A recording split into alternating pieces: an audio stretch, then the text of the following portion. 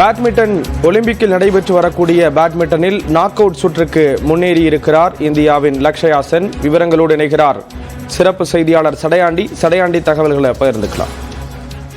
Sriram, Paris Olympic badminton ஆடவர் ஒற்றையர் பிரிவின் கடைசி லீக் ஆட்டத்தில் இந்தியாவின் லக்ஷயா சென் ஒரு அபாரமான வெற்றியை பதிவு செய்திருக்கிறார் என்றுதான் சொல்ல வேண்டும்.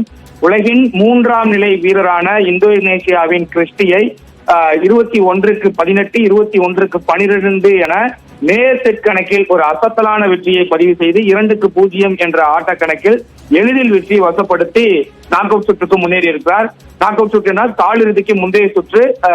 லீக் சுற்று போட்டிகளில் இவருடைய குரூப் பிரிவில் 3 பேர் இடம் பிடித்திருந்தனர். அந்த 3 பேர்களில் யார் 2 போட்டிகளில் வெற்றி வசப்படுத்துகிறாரோ அவர்கள் தான் நாக் அவுட் சுற்றுக்கு முன்னேறுவார். அந்த வகையில் இவருடைய குரூப்பில் உலகின் 3ஆம் நிலை வீரரான இந்தோனேசிய வீரர் இடம்பெற்றிருந்தார்.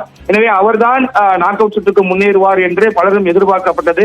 அந்த சூழ்நிலையில் இந்த போட்டியில் கட்டாயம் வெற்றி பெற்றால் லக்ஷயா சென் காலிறுதிக்கு முந்தைய சுற்றுக்கு முன்னேறுவார் என்ற ஒரு இக்கட்டான சூழ்நிலையில் தான் தற்போது லக்ஷயா சென் விளையாடி இருந்தார். அந்த வகையில் 21-18, 21-12 என நேர் செட்டில் 2-0 என்ற ஆட்ட கணக்கில் எளிதில் வெற்றி வசப்படுத்தி 3ஆம் நிலை வீரரை அசால்ட்டாக வீழ்த்தி நாக் அவுட் சுற்றுக்கு முன்னேறி இருக்கிறார். ஏற்கனவே மகளிர் ஒற்றையர் பிரிவில் PV சிந்து நாக் அவுட் சுற்று வாய்ப்பை உறுதி செய்திருக்கக்கூடிய நிலையில் ஆடவர் பிரிவிலும் லக்ஷயா சென் அந்த நாக் அவுட் சுற்று வாய்ப்பை உறுதி செய்து அசத்தி இருக்கிறார்.